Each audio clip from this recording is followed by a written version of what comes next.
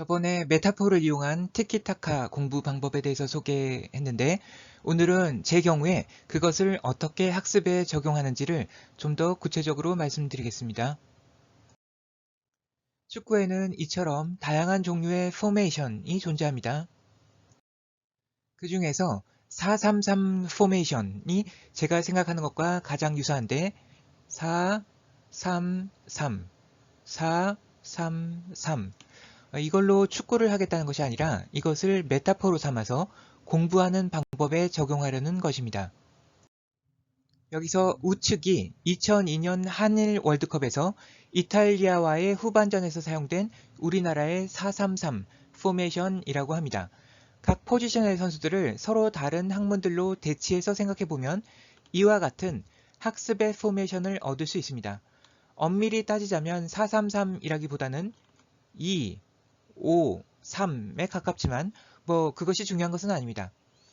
전방의 삼각편대는 FSE 방법론을 구성하는데 이에 대해서는 다음에 따로 보다 자세히 설명하도록 하겠습니다. 이들은 어떠한 문제든지 설사 정답은 아니더라도 정답에 가까운 근사값은 항상 찾아낼 수 있는 방법론입니다.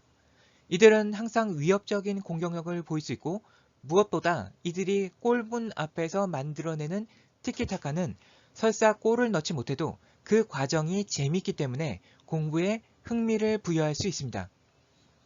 저는 심리학과 뇌과학으로 이들을 뒷받침하며 컴퓨터 과학과 통계학이 다시 백업 라인을 형성합니다. 이 학문들은 모두 인공지능, 머신러닝과 밀접한 관련성을 가지고 있습니다.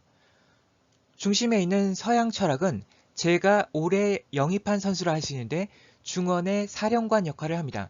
마치 전성기의 박지성 같다고 할 수 있습니다. 활동 범위가 넓을 뿐 아니라 킬패스를 분배해주고 수비 가담이 뛰어날 뿐 아니라 팀이 위기에 빠졌을 때는 직접 골도 넣을 수 있어서 그야말로 공수에 있어서 멀티플레이어이자 만능 선수라고 하지 않을 수 없습니다. 제가 서양 철학을 몰랐을 때는 음양오행론 같은 것으로 중원의 사령관 역할을 삼았는데 서양 학문들과의 호환성이 떨어져서 한계가 있었고 기복이 심한 느낌이었습니다. 그런데 서양 철학의 영입으로 인해 전체적인 팀워크가 향상되어서 FSE 방법론이라는 삼각편대는 공격에 집중할 수 있었고 유불선으로는 수비를 보다 안정화시킬 수 있게 되었습니다. 중요한 것은 어떤 학문에게 어떤 역할, 롤을 맡기는가 하는 것으로서 이해하고 학습해야 할 어떤 문제가 주어졌을 때 저는 이 포메이션을 사용해서 그것을 분석하고 처리한 다음 그에 알맞은 메타포를 도출해서 문제를 이해하고 해결하려고 하며 대부분의 경우에 그 결과는 매우 만족스럽습니다.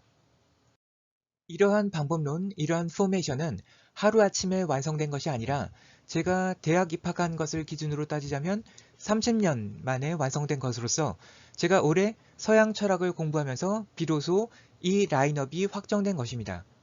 그런데 이러한 방법은 누구나 카피 앤 페이스트 할 수 있는 것이며 많이 사용했다고 해서 마르고 닳아서 없어지는 것도 아닙니다.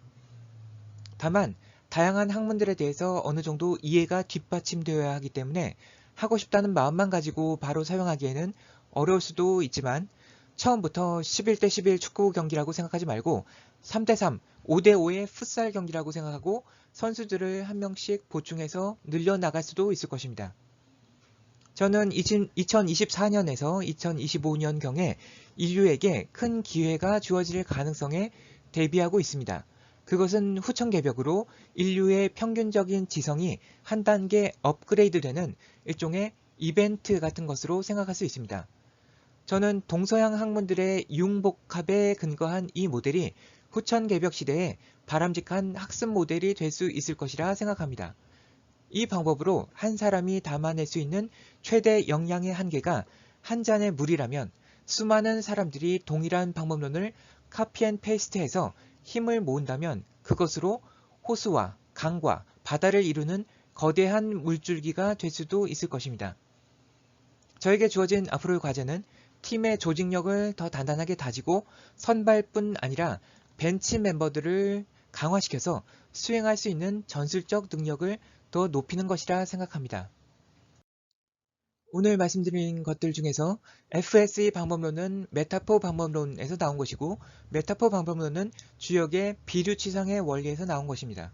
그리고 화엄의 원리로 유불선 3교를 회통하는 것이 타너 스님의 학문인데, 저의 동양사상은 타너 스님에 기반합니다.